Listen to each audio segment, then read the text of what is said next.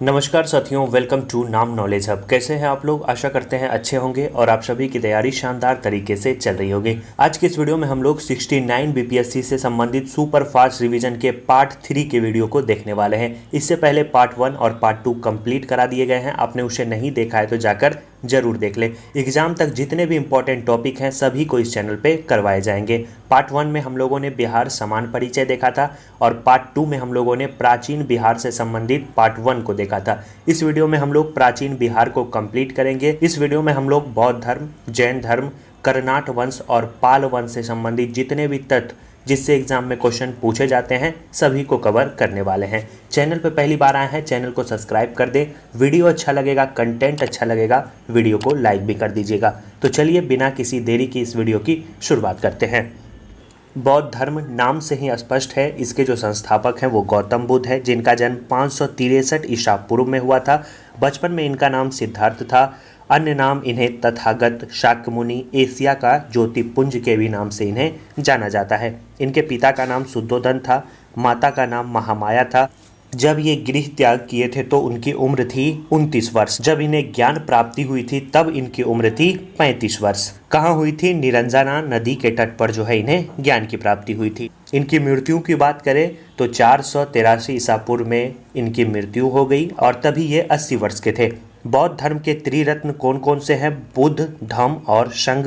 बौद्ध धर्म के आरंभिक ग्रंथ को हम लोग त्रिपिटक के नाम से जानते हैं, जिसकी भाषा क्या थी? जिसकी भाषा पाली भाषा थी। भगवान बुद्ध के अनुसार कहा जाता है कि अष्टांगिक मार्ग जो है उसके द्वारा ही मनुष्य दुख से मुक्ति पा सकता है। ये साथियों जो इम्पोर्टेंट फैक्ट्स है। हालांकि बहुत सारी चीजें हैं बौद्ध धर्म में, लेकिन जिससे एग्जाम में क्वेश्चन पूछे जाते हैं उसी पॉइंट को इसमें शामिल किया गया है। बौद्ध धर्म के बारे में पूछा जाता है कि बौद्ध धर्म की संगीतियाँ कितनी हुई है, तो 4 बौद्ध संगीतियाँ हुई है। पहली, दूसरी, तीसरी और चौथी। पहली जो हुई है वो राजगिरी यानी राजगिरी के सप्तपर्णी गुफा में पहली बौद्ध संगीति का आयोजन किया गया था 483 ईसा पूर्व में। किसके शासनकाल में? अजात शत्रु के शासनकाल में, जिसकी अध्यक्षता महाकश्यप के द्वारा की गई थी। इसमें बुद्ध के उपदेश का सूत पीटक एवं विनय पीटक में संकलन किया गया था। दूसरी बौद्ध संगीति वैशाली में आयोजित की गई 383 ईसा पूर्व। कालाशोक का शासनकाल हुआ करता था और शबकामी ने जो है इसकी अध्यक्षता की थी। बौद्ध धर्म का स्थविर एवं महासंघिक में विभाजन हो गया। तीसरी बौद्ध संगीति की बात करें तो पाटलिपुत्र में इसका आयोजन हुआ 251 ईसा पूर्व अशोक के शासनकाल में और मोगलीपुत्र तीस ने इसकी अध्यक्षता की थी। अभिधम्म पीटक का इसमें संकलन किया गया था। चौथे बौद्ध संगीति की बात करें तो कुंडलवन कश्मीर में इसका आयोजन किया गया था। ईसा की प्रथम शताब्दी में इसका आयोजन किया गया था। कनिष्क के शासन काल में इसका आयोजन हुआ था और वसुमित्र ने इसकी अध्यक्षता की थी। इसमें बौद्ध संघ का हीनयान एवं महायान में विभाजन हो गया। ये 4 बौद्ध संगीति से संबंधित तथ्य एग्जाम में पूछे जाते हैं। आगे हम लोग जैन धर्म देखते हैं। जैन धर्म की बात करें तो जैन धर्म के जो संस्थापक हैं वो ऋषभदेव जी हैं, जिन्हें हम लोग आदिनाथ के भी रूप में जानते हैं। इसके बाद जो इसके 24वें तीर्थंकर हैं जिनके बारे में आपको पढ़ना है, महावीर स्वामी। इनका जन्म 599 ईसा पूर्व में हुआ है। कुछ स्रोतों में 540 ईसा पूर्व बताता है, लेकिन आपके ऑप्शन में अगर 599 ईसा पूर्व रहेगा तो सही उत्तर 599 ईसा पूर्व रहेगा। बचपन में जो है इनका नाम वर्धमान था। गृह त्याग इन्होंने 30 वर्ष की उम्र में की थी। पिता इसके सिद्धार्थ थे, जिनका कुल जो था वो ज्ञातक कुल था। माता का नाम त्रिशाला था, पत्नी का नाम यशोधरा था। 12 साल की तपस्या के बाद रजुपालिका नदी के तट पर जो है इन्हें ज्ञान की प्राप्ति हुई थी। इनकी मृत्यु के बारे में बात करें तो 527 ईसा पूर्व में पावापुरी में इनकी मृत्यु हो गई। 72 वर्ष की आयु में इनकी मृत्यु हुई थी। महावीर ने अपने शिष्य को 12 गंधर्वों के रूप में विभाजित किया था। और जैन संगीति भी 2 हुई थी, जिसके बारे में एग्जाम में पूछा जाता है। पहली जैन संगीति 310 ईसा पूर्व में चंद्रगुप्त मौर्य के शासनकाल में हुई थी पाटलिपुत्र में, जिसकी अध्यक्षता स्थूलभद्र के द्वारा की गई थी। इसमें जैन धर्म के 12 अंगों का संपादन किया गया था। कुछ विवाद भी हुई थी, जिनके कारण जैन धर्म जो है 2 संप्रदाय में बंट गया, एक दिगंबर, एक श्वेतांबर। दिगंबर के जो प्रवर्तक थे वो भद्रबाहु थे, श्वेतांबर के जो प्रवर्तक थे वो स्थूलभद्र थे। द्वितीय जैन संगीति की बात करें तो द्वितीय जैन संगीति 513 ईस्वी में हुई थी। शासनकाल जो है गुप्त कालों का शासनकाल चल रहा था और वल्लभी या वल्लभी गुजरात में जो है इसका आयोजन किया गया था। इसके जो अध्यक्ष थे वो देवर्षि क्षमा श्रवण थे। इसमें जो है जैन साहित्य का अंतिम संकलन किया गया जो आज तक विद्यमान है। तो जैन 2 संगीतियाँ जो आपको याद रखनी है। आगे बढ़ते हैं हम लोग। जैन धर्म के तीर्थंकर के बारे में एग्जाम में पूछा जाता है। तो जैन धर्म के 24 तीर्थंकर हुए। पहले थे ऋषभदेव जी, जिसे आदिनाथ के भी रूप में जाना जाता है, और बैल जो है इनका चिन्ह है। पूछा जाता है अरिष्टिनेमि का चिन्ह क्या है, तो अरिष्टिनेमि जी का चिन्ह जो है वो शंख है, पार्श्वनाथ जी का सांप है, महावीर स्वामी का सिंह है। 3 ऊपर से 3 नीचे से आपको याद करना है। अजितनाथ जी का जो चिन्ह है वो हाथी है, संभवनाथ जी का जो चिन्ह है वो घोड़ा है। बाकी ये सभी नहीं भी याद करेंगे तो कोई प्रॉब्लम नहीं है, लेकिन 3 आपको टॉप 3 याद करना है और बॉटम 3 आपको याद करना है। एग्जाम में चिन्ह से भी संबंधित क्वेश्चन पूछे गए हैं और पूछे जा सकते हैं। तो ये जैन तीर्थंकर है, इनसे संबंधित तथ्य आप याद कर लीजिएगा। आगे हम लोग बढ़ते हैं और कर्नाट वंश से संबंधित तथ्यों को देखते हैं। छोटा सा टॉपिक है लेकिन एग्जाम में क्वेश्चन पूछे जाते हैं। कर्नाट वंश का जो शासनकाल है वो 1097 से लेकर 1325 ईस्वी तक माना जाता है, और इस वंश को हम लोग शिमराव वंश या देव राजवंश के भी नाम से जानते हैं। इसका जो उदय है वो मिथिला के क्षेत्र में माना जाता है। इसकी जो राजधानी है वो सिमरौनगढ़ नेपाल के क्षेत्र में, पूर्व में इसे सिमरावगढ़ के भी नाम से जाना जाता था। कर्नाट वंश के शासनकाल को मिथिला का स्वर्ण युग भी कहा जाता है। पूछा जा सकता है किस वंश के शासनकाल को मिथिला का स्वर्ण युग कहा जाता है, तो याद रखना है कर्नाट वंश। कर्नाट वंश का जो उदय हुआ था वो 1097-98 में रामपाल के शासनकाल में हुआ था। रामपाल पाल वंश के शासक थे। इसके बाद हम लोग पाल वंश भी पढ़ेंगे। कर्नाट वंश के निम्न शासक के बारे में पूछा जाता है क्वेश्चन। सबसे पहले जो शासक हैं वो है न्यायदेव। इसकी जो उपाधि है इसे हम लोग कर्नाट कुलभूषण के रूप में भी जानते हैं, जो कि इस वंश के संस्थापक थे। इसने 50 वर्ष तक जो है मिथिला पर शासन किया था। इसके बाद जो शासक आते हैं वो आते हैं गंगदेव। इसने मधुबनी जिले के अंधरा ठाठी में विशालगढ़ का निर्माण करवाया था। इसके बाद जो शासक आते हैं इसके बारे में पूछा गया है बीपीएससी के द्वारा, नरसिंह देव के बारे में आपको याद रखना है। इसने बंगाल के शासक से परेशान होकर तुर्की का सहारा लिया था, और इसी के समय बख्तियार खिलजी बिहार आया और नरसिंह देव को धन देकर संतुष्ट कर लिया, और इसका जो साम्राज्य है वो दरभंगा तक फैल गया था। इसके बाद जो शासक है वो हैं राम सिंह देव के बारे में पूछा जाता है कि तुगरिल के असफल अभियान के समय कर्नाट वंश में किसका शासन था, तो याद रखना है राम सिंह देव का शासनकाल हुआ करता था, और इसके समय ही तिब्बती इतिहासकार धर्मस्वामी तिरहुत आए थे। याद रखना है कब आए थे, पूछा जाता है तो 1234 ईस्वी में आए थे। इसके बाद है शक्ति सिंह देव। इसके बाद है हरि सिंह देव के समय ही दिल्ली सल्तनत में तुगलक वंश का शासन आया था, याद रखना है। और कर्नाट वंश के सबसे प्रसिद्ध राजा माने जाते हैं, और कर्नाट वंश के अंतिम शासक भी हैं हरि सिंह, और ये महान समाज सुधारक भी माने जाते हैं। और कर्नाट वंश का पूर्णतः अंत जो है वो 1378 ईस्वी में हो गया था। इसके बाद है वेनवार वंश। इसके बारे में भी थोड़ा सा पढ़ लेते हैं। 14वीं शताब्दी में तिरहुत पर मुसलमानों के अधिकार के पश्चात एक नए राजवंश की स्थापना हुई थी, जिसे हम लोग वेनवार वंश के भी नाम से जानते हैं। और इसके जो प्रसिद्ध शासक थे वो थे महाराजा शिव सिंह की छत्रछाया में मैथिल कवि विद्यापति ने अपने काव्य की रचना की थी। याद रखना है, पूछा जा सकता है कि किस शासक के छत्रछाया में मैथिली कवि विद्यापति ने अपने काव्य की रचना की, तो वो शासक थे महाराजा शिव सिंह। महेश ठाकुर द्वारा संस्थापित वंश को दरभंगा राजवंश के नाम से जाना जाता है। अकबर ने महेश ठाकुर की विद्वन्नता से प्रभावित होकर इसे मिथिला का राज दे दिया था।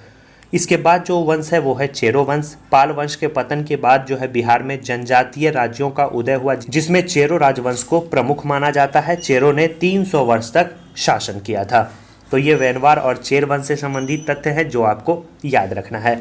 ज़्यादा इससे क्वेश्चन नहीं पूछे जाते हैं, जितना पूछे जाते हैं उसे शामिल किया गया है। अगला जो वंश है और आज का लास्ट टॉपिक है पाल वंश। इससे एक क्वेश्चन हर बार एग्जाम में पूछा जाता है, तो इसे हम लोग कंप्लीट करेंगे। वीडियो को अभी तक लाइक नहीं किए हैं तो लाइक कर दीजिए, चैनल पे पहली बार आए हैं तो चैनल को सब्सक्राइब कर दें। और टेस्ट सीरीज से साथियों अभी तक नहीं जुड़े हैं तो जरूर जुड़ जाइएगा। 5 से 6 दिन साथियों टेस्ट सीरीज में कंप्लीट हुए, जिसमें साथियों सभी टॉपिक का रिवीजन करवाया जाता है। 70 क्वेश्चन पर डे दिए जाते हैं। मोस्ट एक्सपेक्टेड क्वेश्चन जो कि एग्जाम के दृष्टिकोण से काफ़ी ज़्यादा इंपॉर्टेंट है उसे दिया जाता है।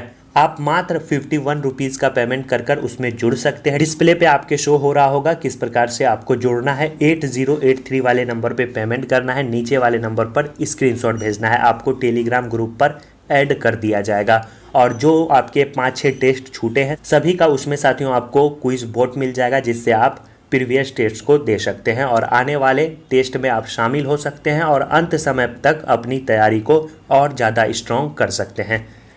तो चलिए हम लोग पाल वंश को कंप्लीट करते हैं। पाल वंश का जो शासनकाल है वो 750 ईस्वी से 1174 ईस्वी तक माना जाता है।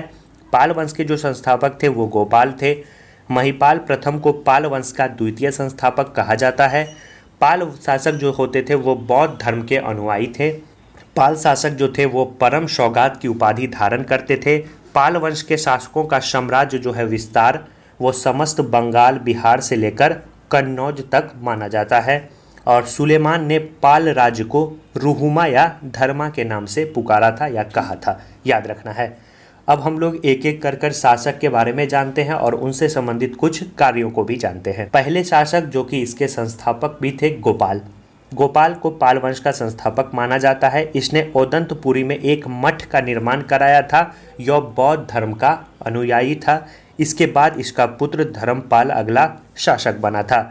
इसने बंगाल को उत्तर भारत के प्रमुख राज्यों की श्रेणी में स्थापित किया। इसे साथियों परम सौगात भी कहा गया। यह कन्नौज के त्रिकोणीय संघर्ष में उलझा रहा। पूछा जाता है कि पाल वंश का कौन सा शासक कन्नौज के त्रिकोणीय संघर्ष में उलझा रहा, तो याद रखना है वो है धर्मपाल। इसने कन्नौज के शासक इंद्रायुध को परास्त कर चक्रायुध को अपने संरक्षण में कन्नौज का शासक बनाया। यह राष्ट्रकूट नरेश, ध्रुव, गोविंद तृतीय और प्रतिहार नागभट्ट तृतीय से पराजित हुआ था। इसने अनेक बौद्ध मठ बनाए थे और विहार बनाए थे। नालंदा का पुनरुद्धार इन्हीं के द्वारा किया गया था। इसने साथियों बिहार के भागलपुर के विक्रमशिला में विक्रमशिला विश्वविद्यालय तथा सोमपुर महाविहार जो कि वर्तमान में बांग्लादेश में स्थित है की स्थापना की थी। किस शासक ने विक्रमशिला विश्वविद्यालय की स्थापना की थी, तो याद रखना है धर्मपाल। इसने बौद्ध लेखक जो थे हरिभद्र उनको भी संरक्षण प्रदान किया था। और इनकी मृत्यु के बाद इसका पुत्र देवपाल गद्दी पर बैठा। देवपाल जो था वो पाल वंश का सबसे प्रतापी शासक था। इसका सेनापति इसका चचेरा भाई जयपाल था। इसने मुंगेर को अपनी राजधानी बनाई थी। किस पाल शासक ने मुंगेर को अपनी राजधानी बनाई थी, तो उत्तर होगा आपका देवपाल। इसके शासनकाल में अरबी यात्री सुलेमान जो है आया था। देवपाल के बाद कुछ समय के लिए पाल वंश का साम्राज्य बिहार और बंगाल तक ही सीमित रह गया। तारनाथ ने देवपाल को बौद्ध धर्म का पुनरुत्थान करने वाला भी कहा है।